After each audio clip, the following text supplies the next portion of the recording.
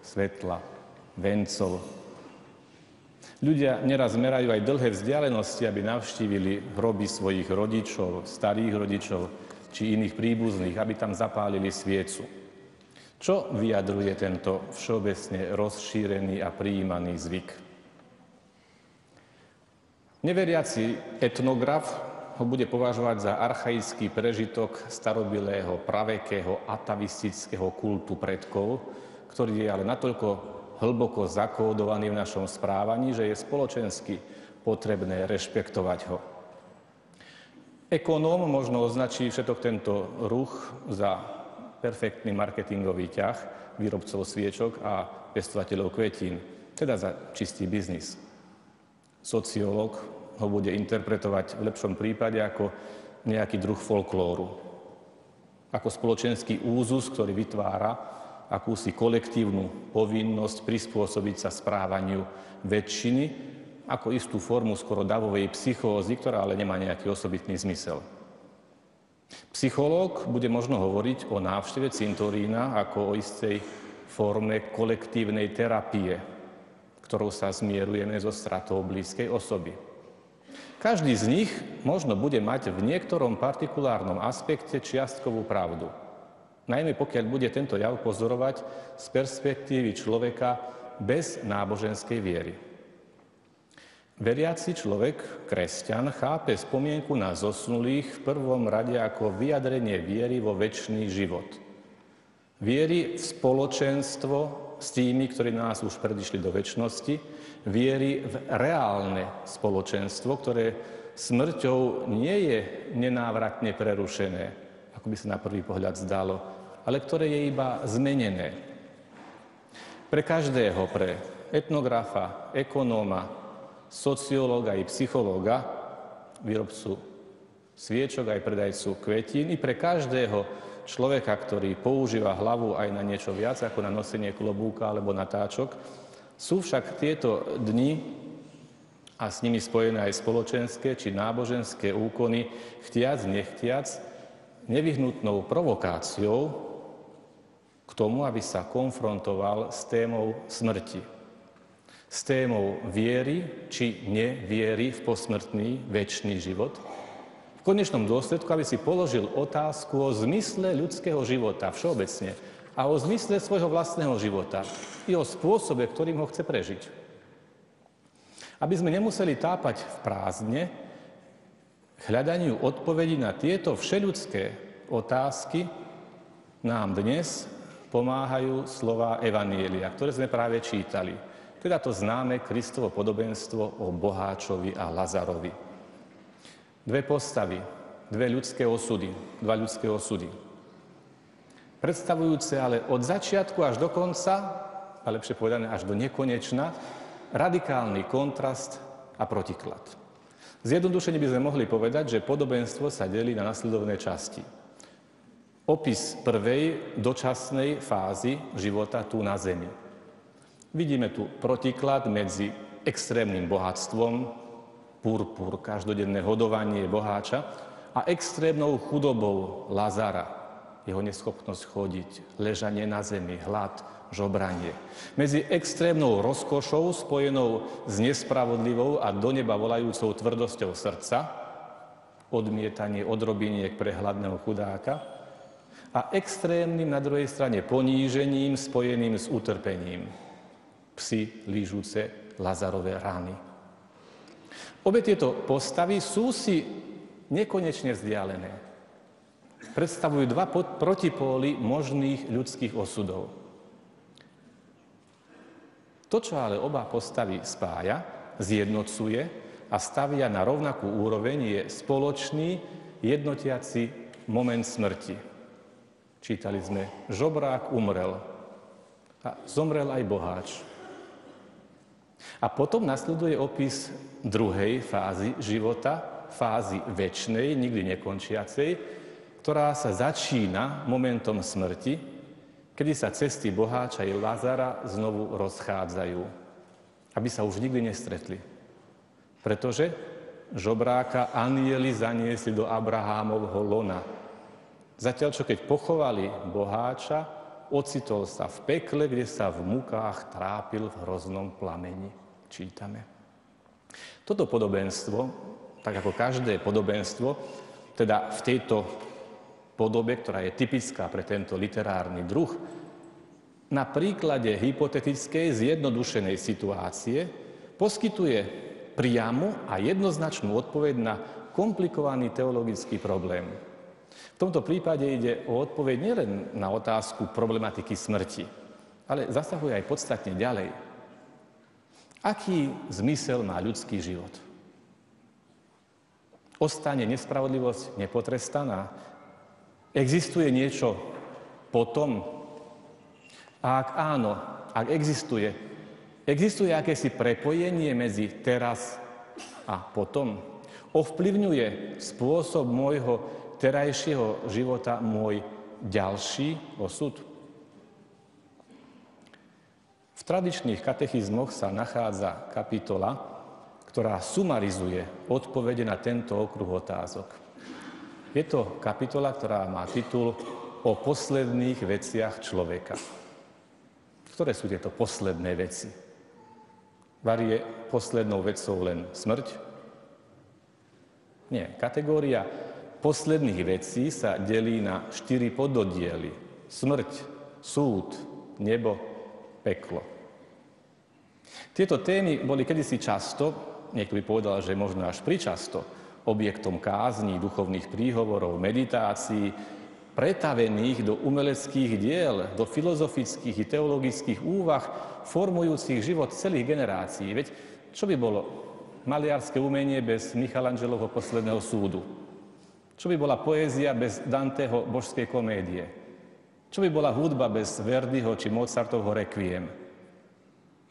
Od istého času sa však tieto témy dostali akoby na zoznam zakázaných diel, na istý novodobý index, do tzv. Tabuizovanej, zakázanej zóny.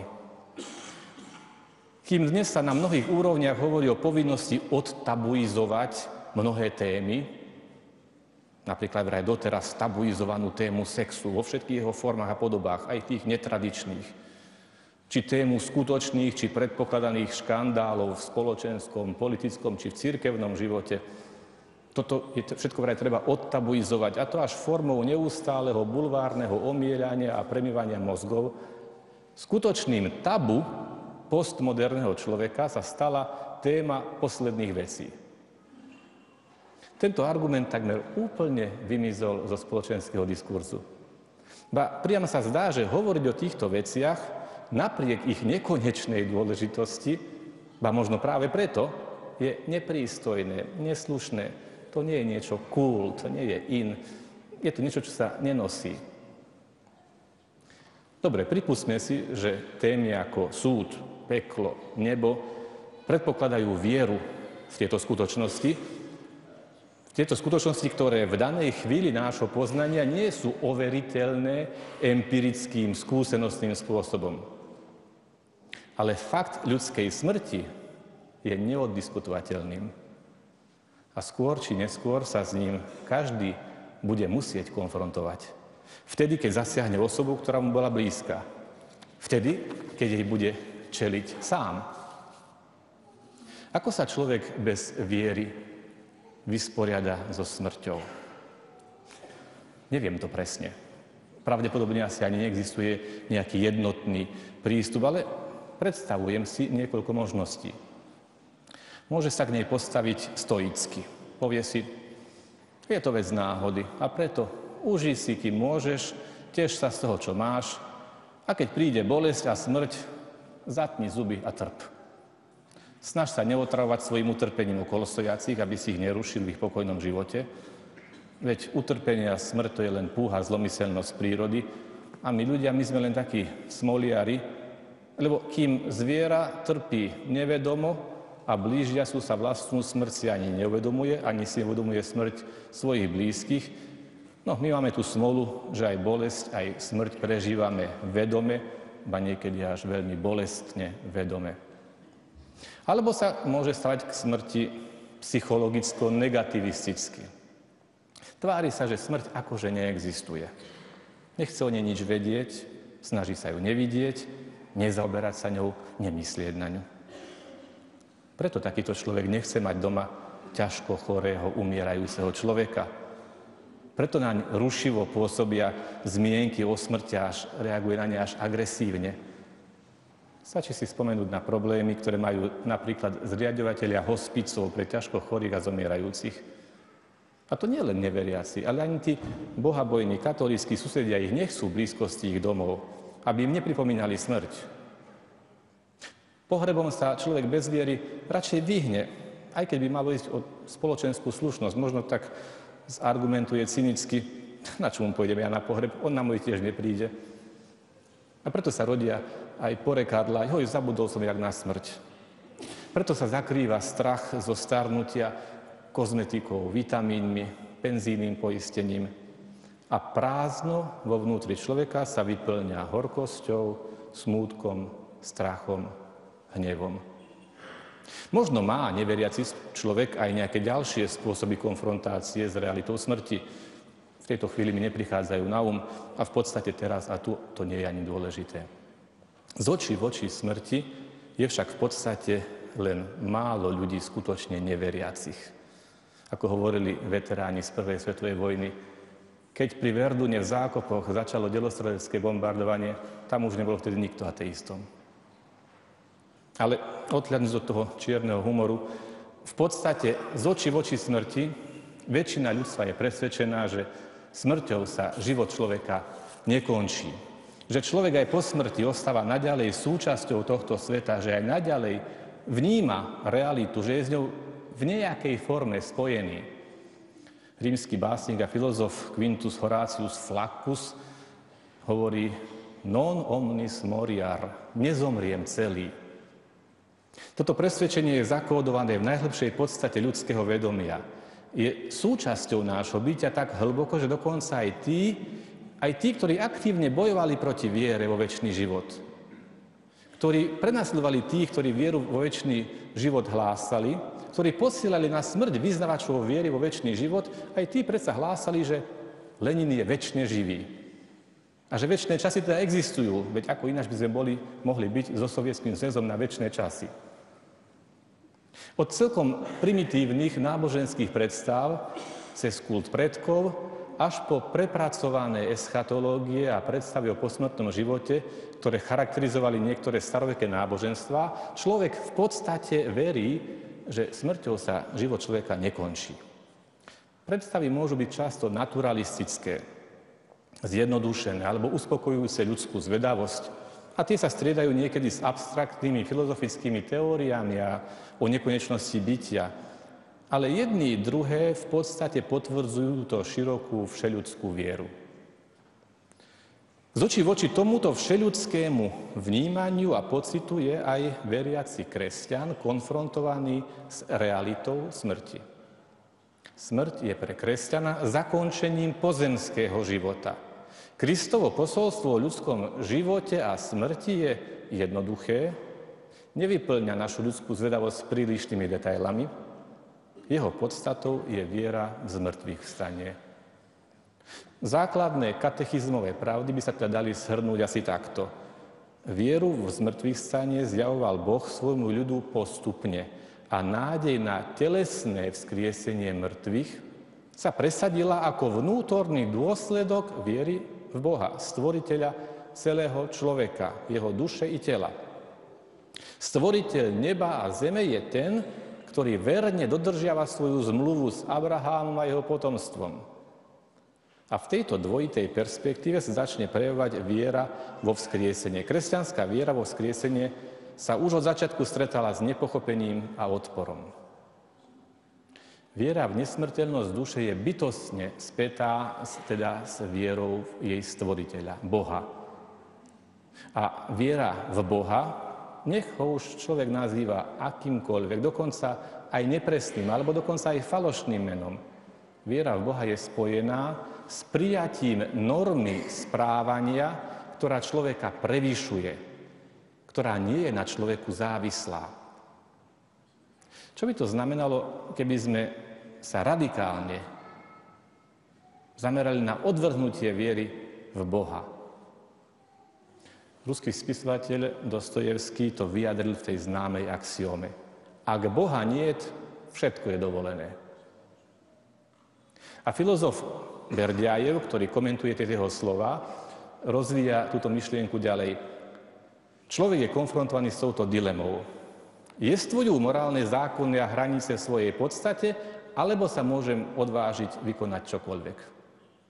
Keď sloboda degraduje na svojvoľnosť, nevníma už nič ako posvetné či záväzné, lebo ak nie je Boha, len človeka, potom je dovolené všetko a človek môže testovať svoju vôľu, kam sa až dostane. Ak nie je Boha, nie je ani nesmrteľnosti človeka. Ale potom popretie nesmrteľnosti človeka sa rovná popretiu človeka samotného. Buď to je nesmrteľným duchom, ktorý má vo vienku večnosť, alebo je len zmyslovým a pominuteľným javom, pasívnym produktom svojho prírodného a spoločenského prostredia. Ak je pravdivou druhá možnosť, potom nemá nejakú vlastnú hodnotu a zlo ani hriech nejestvujú. Ak by sme chceli vyjadriť tieto hlboké pravdy filozofické jednoduchšie, nie filozofickou rečou, mohli by sme ich sformulovať teda aj takto. Niektorí ľudia popierajú Boha a myslia si, že bez Boha je všetko dovolené. Lenže čím je bez Boha svedomie? A čím je bez Boha zodpovednosť za zlý čin, za zločin? Ak nie je Boha, ak smrťou všetko končí, potom Hitler, či Pol Pot z Kambodže, či vrahovia z plynových komôr Osvienčimu, či z komunistických gulagov, sú na tom úplne rovnako ako svätý František alebo matka Teresa. A zločinný vrah by na tom bol úplne rovnako ako jeho obeť. V takom prípade by bez trestu skončil smrťou život vražedného podpaľača, ktorý náhodou zahynul, keď zakladal požiar v dome, a bol by bez zásluhy i bez odmeny život hasiča, ktorý obetoval svoj život, zachraňujúc z tohto horiaceho domu človeka. Ak nie je večného života, tak Maximilián Kolbe, ktorý v Osvienčime obetoval svoj život za iného, za otca rodiny, by bol úplne totálny blbec. A SSA, ktorý ho poslal zomrieť do bunkra hladu, by bol vlastne úspešný človek, ktorý si vedel urobiť poriadok v podniku, ktorý riadil. A po prehliadke väzňov si spokojne mohol dať na raňajky dobrú klobásku a popoludní si nechať predviesť na ukojenie svojich chúťok nejakú fešnú, ešte nepríliš vychudnutú väzenkyňu. A museli by sme pripustiť, že bol v podstate frajer. A v sérii podobne šokujúcich a kontrastných a absurdných príkladov by sme mohli pokračovať do nekonečna. Nie. Nie a 100-krát nie. Byť ušľachtilý alebo podlý, to nie je, nemôže, nesmie byť to isté. Alebo variáno? Ak Boha niet, ak duša nie je nesmrteľná, ak človek nenesie večnú zodpovednosť za svoje konanie, ak večnosť neexistuje, tak potom nie je spravodlivosti. Potom, hádam, môžeme žiť ako zveri, ba horšie ako zveri. Potom je naša sloboda nástrojom záhuby pre všetkých okolo nás, ktorí nám nejakým spôsobom môžu zavádzať a prekážať pri uskutočňovaní našich chúťok. Strašná predstava chaosu. Potom by mal môj život zmysel len vtedy, pokiaľ je úspešný, príjemný, a potom by naozaj život chudáka Lazara nebol hoden ani toho, aby sa od neho zaujímali čo i len psi. Veď je to žobrajúci invalid plný vredov. Voči takejto predstave, nech by bola akokoľvek rozšírená, nech by bola presadzovaná pod zásielkou akýchkoľvek pragmatických sofizmov, proti takejto zvrátenosti sa predsa človeku ale búri aj rozum, aj srdce. Preto môžeme s celou cirkvou aj slovami katechizmu vyznávať, že Kristus je Pán večného života. Ako vykupiteľovi sveta mu patrí plné právo definitívne súdiť skutky a srdcia ľudí. Toto právo získal svojim krížom. Aj Otec odovzdal súd synovi. No syn neprišiel preto, aby súdil, ale aby spasil a dával život, ktorý má v sebe. Každý, kto v tomto živote odmieta milosť, už odmieta sám seba, odsudzuje sám seba a teda dostane odplatu podľa svojich skutkov a môže sa aj naveky zatratiť, ak odmietne ducha lásky. Po prorokoch, po Jánovi Krstiteľovi, Kristus vo svojom kázaní zvestoval súd v posledný deň, keď vyjde na svetlo správanie každého i tajomstvo srdc. Vtedy bude odsúdená, zavinená nevera, ktorá si nevážila Bohom ponúknutú milosť. Postoj k blížnemu odhalí, či niekto Božiu milosť a lásku prijal alebo odmietol. V posledný deň nám Kristus povie, čokoľvek ste urobili jednému z týchto mojich najmenších bratov, mne ste to urobili. Tento súd nastane vo chvíli Kristovho návratu a iba Otec pozná túto hodinu a deň, len On rozhoduje o jej príchode. Vtedy, skrze svojho Syna Ježiša Krista, vyniesie definitívny rozsudok nad celými dejinami. Spoznáme posledný zmysel celého diela stvorenia a celej ekonómie spásy a pochopíme obdivuhodné cesty, po ktorých Božia prozreteľnosť viedla všetkých a všetko k poslednému cieľu. Posledný súd ukáže, že Božia spravodlivosť víťazí nad všetkými nespravodlivosťami, ktorých sa dopustili jeho stvorenia, a že Božia láska je silnejšia ako smrť. Z očí v oči ľudskej zlobe a pýche pripomína pravdu o večnom súde ruský klasik Lermontov v diele Smrť básnika. Pamätáte, učili sme sa to kedysi v škole ešte aj dokonca po rusky. On obviňujúc tam tých závistlivých dvoranov, ktorí zapríčinili smrť Puškina, hrmí a jeho hlas hrmí cez celé stáročia do uší všetkých, ktorí si myslia, že pre nich neplatia nejaké pravidlá a zákony. Hovorím, a vy, naduté, pyšné deti otcov preslávených neresťami, stojíte pri tróne, jak šeliem svorka dravá, génia, slobody a slávy ste katani. Svoj zámer ukryli ste pod zástierku práva a pravdu pred vami už nikto nebráni. Príde však Boží súd i na zradcu a kata. Príde strašný súd. Na ňom vás už čaká ten, čo neskloní sa pred hromadou zlata. On skutky i myseľ pozná, on sa neľaká pred zločincami, akými vy ste. Môžete hneď kričať i zlorečiť, ak chcete. Nepomôže vám žiadna intrika. Svojou čiernou krvou nikdy nezmiete svätú krv básnika. Už Lermontov. Hustá premávka nasledujúcich dní teda má istú logiku. Cieľom nášho putovania budú cintoríny. V istom zmysle to však neplatí len o shustenej premávke dušičkových dní. Cynicky by sme mohli povedať, že na cintoríne končia všetky naše ľudské cesty. Že tam s väčšou či menšou okľukou smeruje každý krok nášho života. Bolo by však strašné, bolo by bezútešne deprimujúce, keby sme museli žiť v predstave, že cintoríny sú definitívnym cieľom nášho celoživotného putovania a že za nimi potom už je nič, len prázdno, temnota.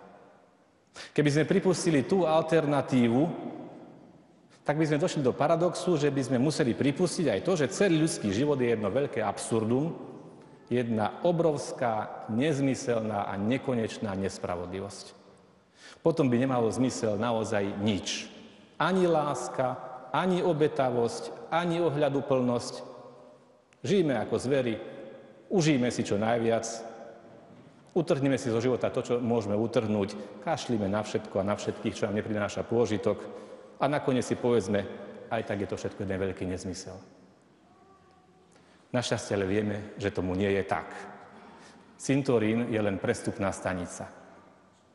A našim životom, našim každodenným rozhodovaním a v konečnom dôsledku našim posledným životným rozhodnutím spolu s našim posledným výdychom môžeme my slobodne určiť, ktorým smerom sa jednoznačne, nemeniteľne a nenávratne poberie náš ďalší život.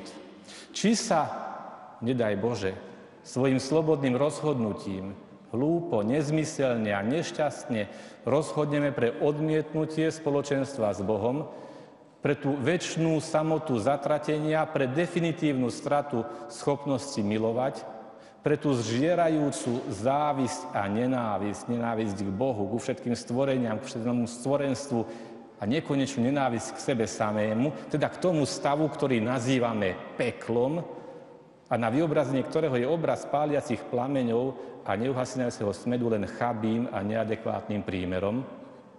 Alebo sa nasmerujeme k tomu životu, ktorý bude definitívnym naplnením našej najhlbšej túžby po pravde, po kráse, po dobre, teda po Bohu. Vo večnom spojení s ním, v radostnom očakávaní vzkriesenia tela, v očakávaní tej nepredstaviteľnej novej skutočnosti, ktorú písmo nazýva nové nebo a nová zem, kde nie je bolesti, ani zármutku, ani stonu, ale život nekonečný, ako hovorí liturgia.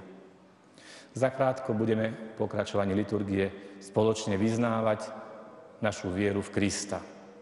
Aj to, že veríme, že Kristus, ako recitujeme vo vyznaní viery, zasa príde v sláve súdiť živých i mŕtvych a jeho kráľovstvu nebude konca. A že my očakávame vzkriesenie mŕtvych a život budúceho veku. Vyslovme tieto slová s vedomím ich nesmiernej životnej dôležitosti a potvrďme to dnes, tu, ústami, v najbližších dňoch pri návšteve cintorínov, pri návštevách, ktoré budú tiež vyznaním viery, potvrďme to tam našou modlitbou, ale potvrďme to predovšetkým našim celým životom, našim konaním. Nech takto zaznie naše celoživotná a do večnosti presahujúca prosba z diekténie, odpustenie a oslobodenie z našich hriechov a previnení, dobro a úžitok pre naše duše a pokoj pre svet, aby sme zostávajúce dni nášho života prežili v pokoji a kajúcnosti, pokojné kresťanské dovršenie nášho života bez bolesti a zahanbenia, dobrú odpoveď na prísnom Kristovom súde. Prosme si od Pána. Amen. Blahoslovený Duchu.